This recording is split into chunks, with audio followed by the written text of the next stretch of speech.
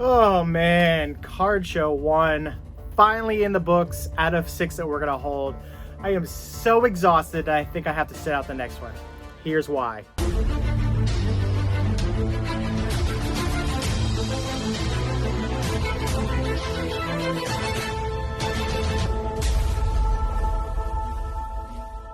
What's going on? Bowman 1951 here. That's right, first show is in the books and it was a ton of work. The opening and the title are a bit of clickbait. Yes, I will be sitting out our June show as one of the lead promoters, but I've got a very competent team with me, and there's a big reason that I will not be there for our June 19th show. My wife is about 8 months pregnant, and she could basically be going at any time. Our due date was originally scheduled for about 3 days before the show, so who knows if it comes a week early or a week after. I likely will not be involved at all, but I'll be there for the July show all the way through October for our first 6-month contract, as I look to tackle in this video about what went right, what we could have done better, and of course, I've got to show you a few highlights of the show itself. Didn't get a ton of footage because I was actually working the whole thing. It was more towards like the end of the day, which was around noon. Show goes 9 to 1 on Saturdays, and once the crowd kind of thinned out towards the end, I was able to walk around and get some of this show footage you're seeing here. So I think after the first 6 shows, I'll do like a whole recap video of basically how to run a card show, what you might expect as a newbie doing so, what things you should improve upon that I think we missed out on, and of course, how to make yourself completely successful, draw a good crowd, have some good dealers, etc. Okay, so I made a video about this months ago that we had signed a brand new contract. The first show was on May 15th at the Crowne Plaza Hotel right outside of Boston in Woburn, Massachusetts. Again, our next show is going to be June 19th. It's a Saturday morning, 9 to 1, same hours. So I think the first thing I want to talk about in terms of running a card show is I feel there is a circuit that I'm going to kind of relate to the minor leagues. Let's start with like a single A card show. There might be 10, 20 tables at some VFW somewhere in a dingy basement. Maybe the guys have their junk wax there, and it's, you know, there's not a lot of high-end stuff to buy. It's a lot of older and maybe some raw vintage that you don't know if was recolored or is in bad shape.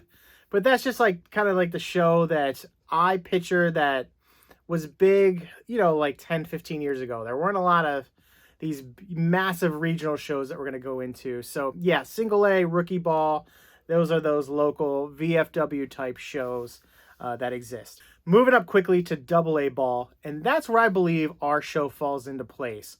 So we ended up with about 25 dealers, give or take 1 or 2. I'll go into why in a little bit.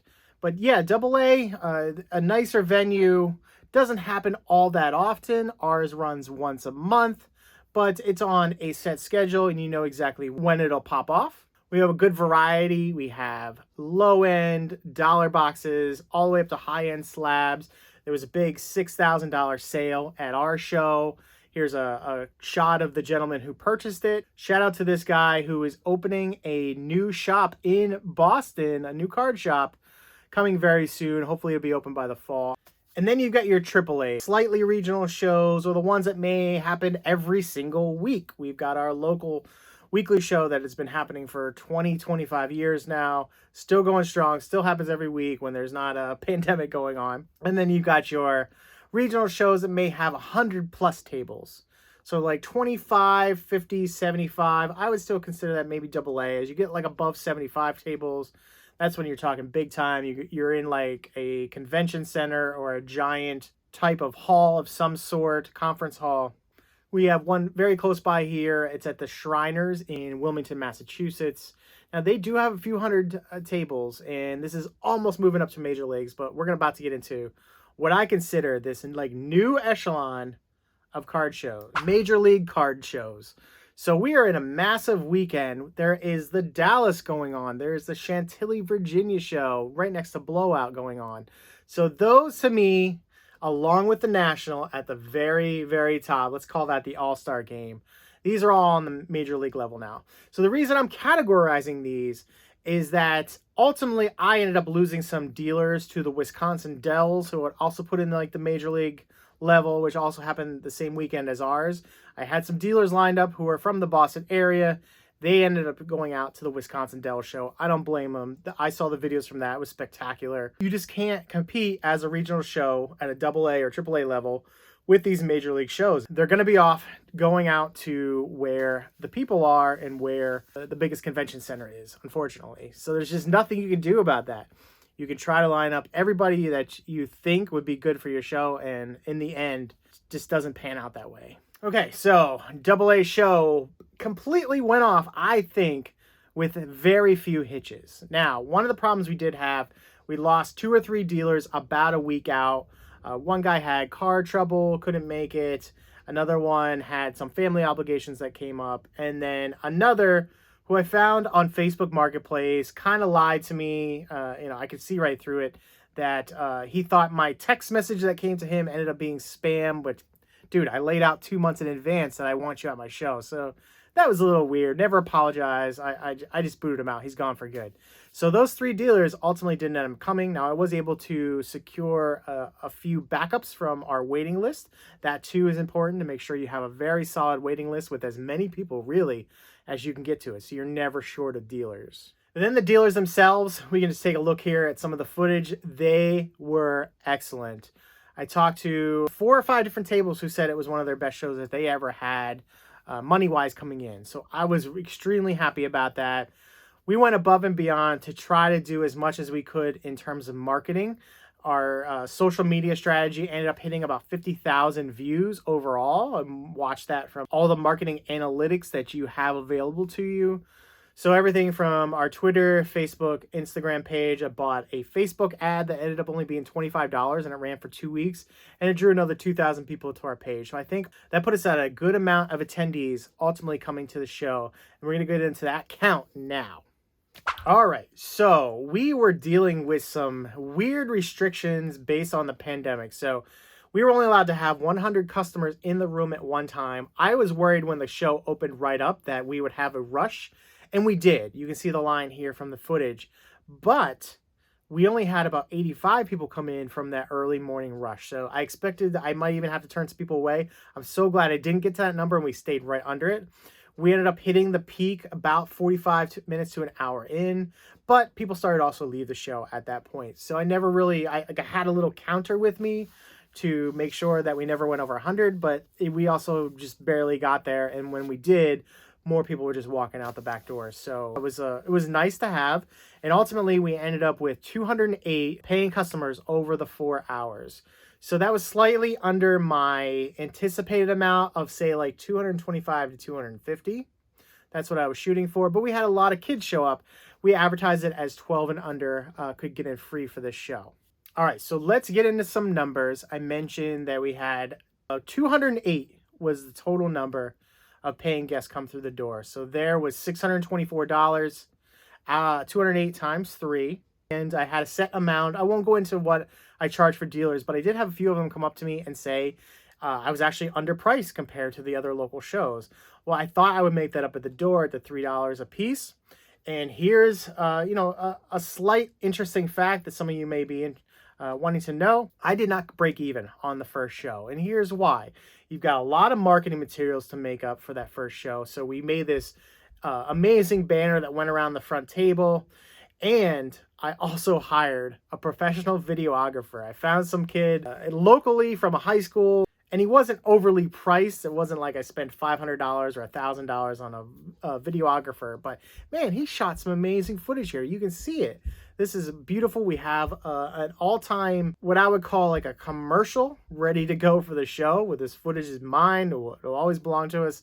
And we put together this killer little montage. So I'm very happy with how that turned out. Again, it's probably only just a one-time upfront fee. I would eventually like to have them back as the COVID protocols do increase and I can fit more dealers and probably have more people come through the front door. But until then, I was just a tad short of making back all my money for show number 1. And I think just one last thing I want to talk about again were the dealers in general. We tried to, again, have a complete difference in all of them. Some bringing just high-end slabs, some bringing SGC, Philmington had his hobby boxes there. A couple guys brought retail. A gentleman by the name of Moses had a beautiful BVG. Wayne Gretzky sitting out in a case all day, a rookie card. That's the kind of stuff I love to see. I don't believe he ended up moving it, but I want some good cards at our show. Not just, standard base PSA 10s that sell for $80 or $100. We had some really big stuff. And ultimately, when these Major League AAA guys can come back to our show for 4 hours on a Saturday morning because they're finally not traveling all around the country, take advantage of that, advertise them on our social media, and also have some really good high-end stuff from those guys when our room can expand. And then just quickly on the COVID protocols, May 29th, it all changes for Massachusetts. So we didn't get lucky on our May 15th show, but June we will. There's essentially no more limit, no more social distancing, and I think masks might still be up in the air. I'm not even 100% sure. I'm not too worried about that yet, but what we can do is definitely squeeze the tables of dealers in a little closer. Probably more people will come through the door as word spreads, and then this thing will just grow on top of itself. So from those 25 dealers I had at the first show, now I kind of have an idea of thinking 35 to 40 for the next one. We're even in talks with the hotel itself about potentially expanding a portion of the room. And if we do that, we can easily get in another 10 to 12 dealers there too. So my costs may go up slightly, but I can easily make that up at the door and at the dealer tables when they pay their fee for us. All right, so I hope you enjoyed a quick recap of our first best flipping card show in Massachusetts. Just a little AA one here, guys. But it was so much fun, guys. It really was. And I'm sad that I'm going to be missing the June show. But I have got really great team behind me who are going to take it just fine for June. And then I should be back for July once the baby's born and all settled into our new home. So without further ado, I've got this footage here. I know Ollie Moon put out his own video. Cardi C was working on one. So you've seen footage here and there from other guys, but everybody filmed something different. So here's what I've got for you. The best flipping card show, the inaugural day, May 15th, 2021. Super proud of it. The only complaint I had all day was that the music was too loud. And I think it was once the crowd died down a little bit, this mom came up to us and said, "Can you turn down the music a little bit?" Went in, jumped on the iPad and turned that down for her. So other than that, didn't hear a single complaint, and I'm really happy about that. So here we go. The best flipping card show. This was pretty much my station for most of the day. And this is where all the magic happens. Rye Guy has you covered for all your SGC submissions, if you need to do that. And a quick pan around the room. That's Mike sitting down there on your left. MrDUB Baystate Breaker is one of our co-promoters.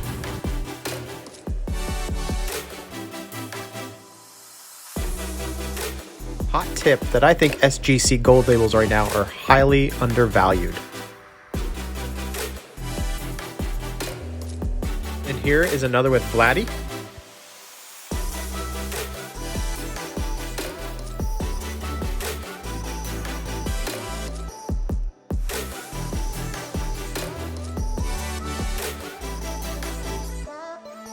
This is Alex Table from Garden City, one of our new co-promoters to help me out while I'm out on paternity leave.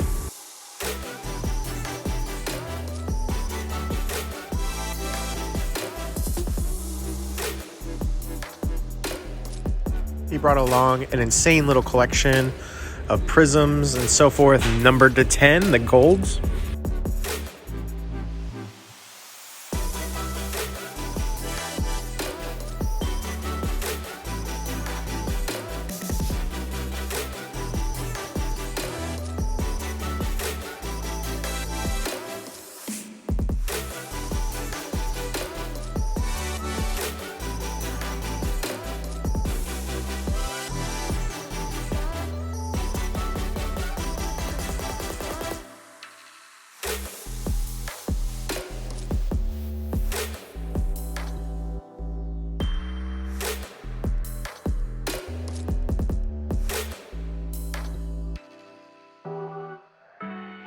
The more I see of these tables with 90s refractors and inserts, the more I fall in love with them. Check all this out.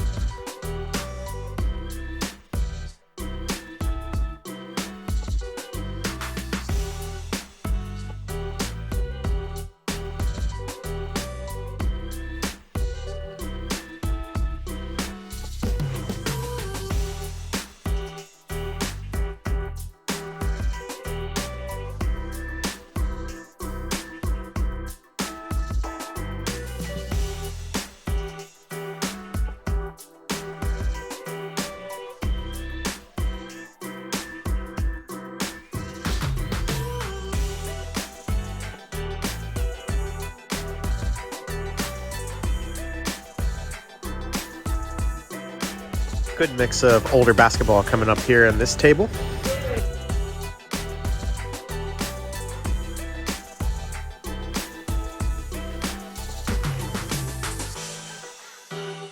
I love seeing the budget-friendly singles like this.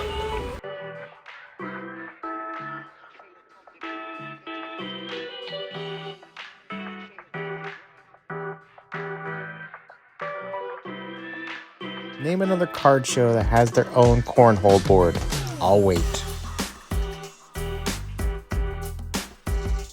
MrDUB's beautiful display case here of all unopened wax. I think he was brokering a little Pokemon deal going down here.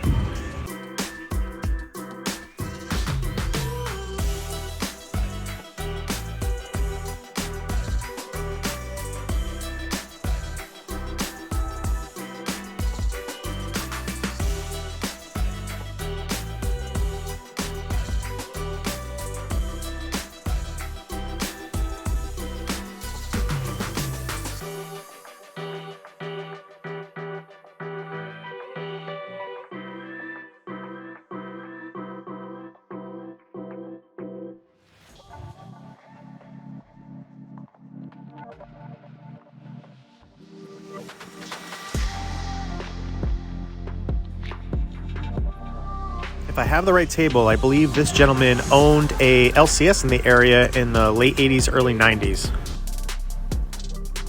Here's Moses' Gretzky rookie again that I mentioned earlier.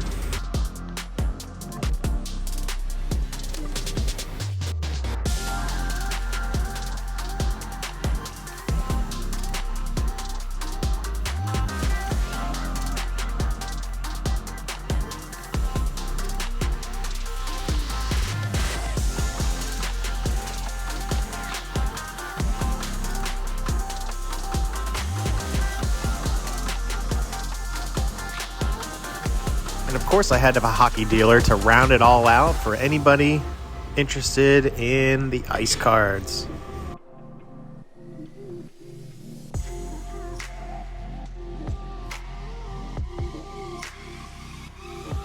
Got a nice prism hanger rip here at the end too. What just happened? What just happened? Yeah, I pulled the shallow one. Alright, let me make sure I'm on the right TikTok real quick. Hold on. Damn. 2 for 2. We're not even done. Wow. This man just pulled the LaMelo Green. His second one of the day. This guy's a maniac. Wow. Deal making time in the main lobby. I'll go with $2,000. $2,000. It's up to you. If you're looking for something with quick flip, definitely the Brady Pop 7. I own 4. Okay. I'm trying to get the other 3 right now. And you said last comp was what, $299 or 2? There's one up for sale right now for $299. Okay. And then 300 straight for a trade though. I do a straight trade for those. Going to close this out here with a shot of the table of our sponsor, Collector Caps. Stay capping. What a day. Card shows in and of themselves are so rewarding just from the social aspect. Still my favorite part of putting these all together. We will see you at the next card show. Bowman 1951 out.